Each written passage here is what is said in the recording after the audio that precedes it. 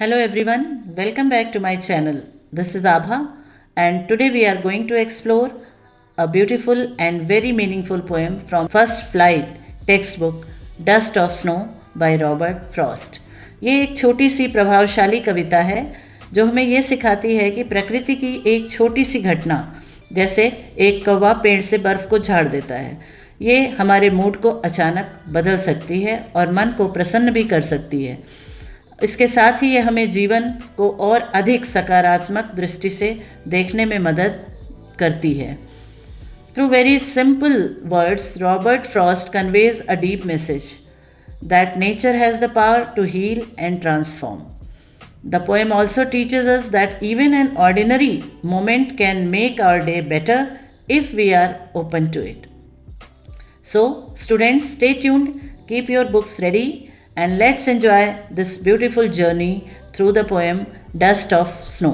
In this video we are going to discuss introduction about the poet, theme or central idea of the poem, difficult words and their meanings, summary of the poem, explanation of the text stanza wise, literary devices or figures of speech used in the poem, and last, message of the poem. First of all, poet's introduction. The poem is written by Robert Frost, who was born in 1874 and he died in 1963. He was a renowned American poet, known for exploring the themes of nature, rural life and human emotions. तो आपने देखा Robert Frost जो है वो ज़्यादातर nature, ग्रामीण जीवन और मानवीय भावनाओं पर आधारित कविताएं ज़्यादा लिखते थे। उनके फेमस वर्क्स थे road not taken, stopping by woods on a snowy evening, and he received 4 Pulitzer prizes for poetry. अब बात करते हैं थीम ऑफ द पोएम या central idea of the poem. जैसा कि मैंने इंट्रोडक्शन वाले स्लाइड में आपको ये बताया था, small events can bring about significant positive changes. जी हाँ, छोटी सी घटनाएं जीवन में कभी कभी बहुत अधिक सकारात्मक विचार ले आती हैं। Nature's healing power, nature has healing power and transforming power. Optimism, आशावादी, इवन अ डल और sorrowful day can be transformed in a very positive day. तो ये था central idea of the poem. कुछ डिफ़िकल्ट वर्ड्स हैं, बहुत ज़्यादा difficult words नहीं है, सिंपल पोएम है।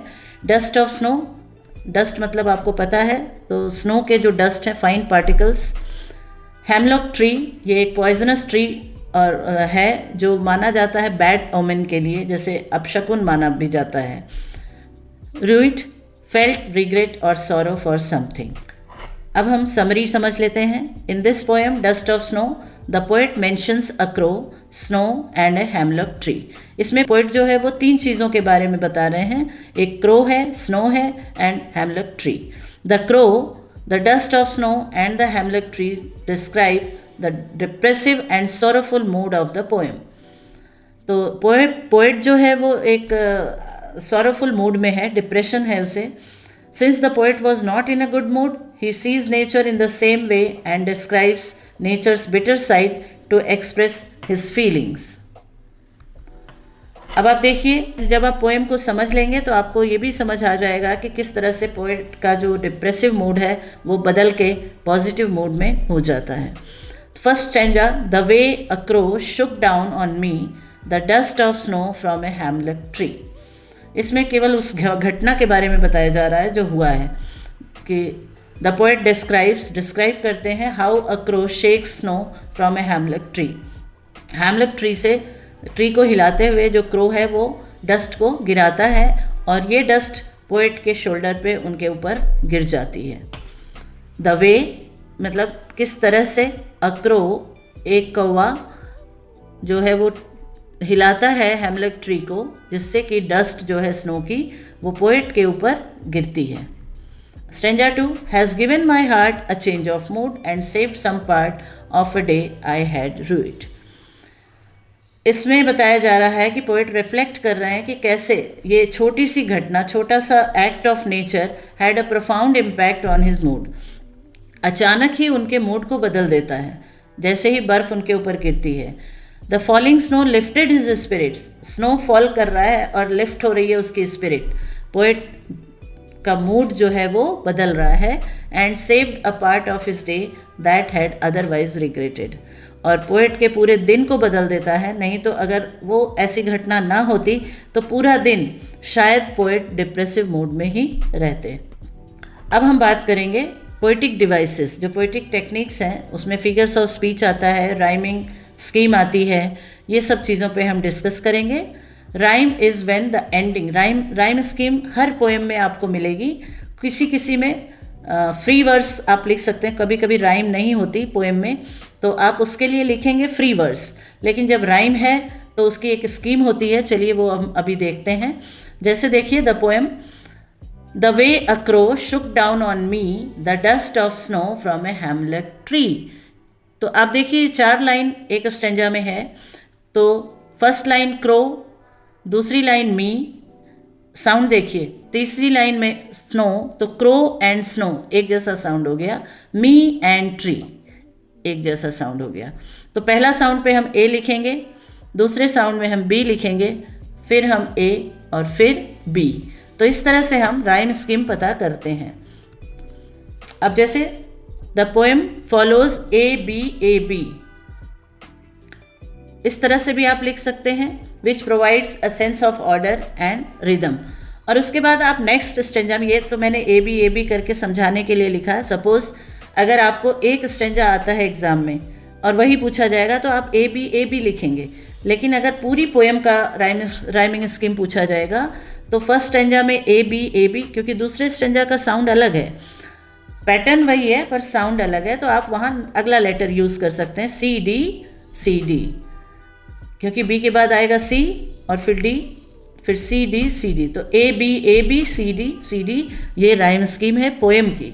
मगर एग्ज़ाम में अगर स्टेंजा आएगा तो आपको केवल ए बी ही लिखना पड़ेगा। तो ये हो गया एक इम्पॉर्टेंट लिटरेरी डिवाइस। अब बात करते हैं figures of speech. Figures of speech पे मैंने बनाया हुआ है पार्ट 1 और पार्ट 2 वीडियो, आप चाहें तो उसे देख सकते हैं, तो आप किसी भी पोएम में आइडेंटिफाई कर सकते हैं कि कौन सा फिगर ऑफ स्पीच यूज़ किया गया है। सबसे पहले एलिट्रेशन। एलिट्रेशन का मतलब होता है रिपीटिशन ऑफ कॉन्सोनेंट साउंड। जैसे ह हैज़ गिवन माई हार्ट, ह साउंड 2 बार आ रहा है तो यहाँ पे एलिट्रेशन है। फिर इमेजरी में जब भी डिस्क्रिप्शन होता है तो एक पिक्चर आपके सामने आ जाती है, vivid picture of falling snow. जब पहली लाइन में स्नो का बताया जा रहा है कि स्नो गिरता है क्रो के माध्यम से, तो एक पिक्चर अपने आप मन में आ जाती है कि गिरता हुआ स्नो कैसा लगेगा, तो यहाँ पे इमेजरी है। फिर symbolism, crow and hemlock tree symbolize sorrow and darkness but bring a positive effect. तो ये यहाँ पे सिंबॉलिज्म है, क्योंकि क्रो और हैमलेट ट्री जो है वो सिंबलाइज कर रहा है दुख का, डिप्रेशन का, लेकिन बाद में एक पॉजिटिव इफेक्ट लाता है। तो यहाँ पे सिंबॉलिज्म फिगर ऑफ स्पीच भी है। एंड देन इंजैबमेंट में क्या होता है कि फर्स्ट लाइन के बाद दूसरी लाइन जब आती है तो अगर वो उसी कंटिन्यूएशन में है तो फर्स्ट लाइन के बाद कोई पंक्चुएशन मार्क्स नहीं होते हैं, तो इसलिए यहाँ पे इंजैबमेंट भी आपको इस पोएम में मिलेगा। देन एजोनेंस जो है वो वॉवल साउंड का रेपिटेशन है। एलिट्रेशन में कॉन्सोनेंट साउंड था, वॉवल साउंड भी यहाँ पे है। जैसे स्टैंजा 1 में shook down on me, O sound is पर प्रोमिनेंट, इसमें ओ साउंड है और ओ जो है वो वॉवल साउंड है, तो इसलिए assonance. Inversion, unusual word order for poetic effect.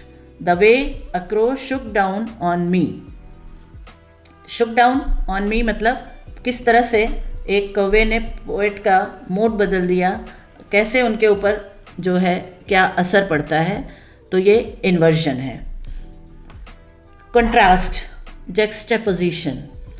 The poem juxtaposes the dark image of crow and hemlock tree with the purity of snow, highlighting the shift from negative mood to positive.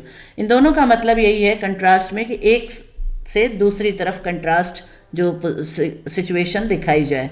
तो अगर देखा जाए तो literal meaning के हिसाब से crow and hemlock tree they are symbol of, ये जो है वो डार्कनेस को डिपिक्ट करते हैं, लेकिन उसके साथ ही साथ बाद में मूड जब बदल जाता है तो नेगेटिव से पॉजिटिव मूड हो रहा है, इसलिए यहाँ पे कंट्रास्ट या जक्सटेपोजिशन फिगर ऑफ स्पीच है। अगला है metaphor. Dust of snow is a metaphor comparing the snowflakes to dust to emphasize their lightness and smallness of the event. And last, message of the poem. Small unexpected moment in nature can bring joy and change our outlook. एक छोटा सा और जो कभी उम्मीद ना किया हो ऐसा मोमेंट कई बार आपके जीवन में खुशियाँ भी लाता है, आपके मूड को भी बदल देता है, आपके सोचने के जो एटीट्यूड है वो भी चेंज हो जाता है। इसलिए we must not underestimate the power of little things to make a bad day better. कभी कभी छोटी चीज़ों को हमें इग्नोर नहीं करना चाहिए, बहुत छोटी चीज़ भी हमारे दिन को बदलने के लिए काफ़ी होती हैं। So that was our exploration of Robert Frost's beautiful poem Dust of Snow. I hope now you understand how this simple poem carries such a deep and positive message that even a small things around us can brighten our mood and change the course of the day. So remember students, we all have days, and when we feel low or upset, we should not ignore even the small aspect of nature. We should be hopeful that sometimes a bird, a tree, or little snowfall, or any other small aspect of nature can help us to find joy, and again it can change our mood and day better. So always open to nature. So thank you for watching this video. If it helped you, don't forget to like, share and subscribe for much more easy explanation. So take care, stay positive, bye for now.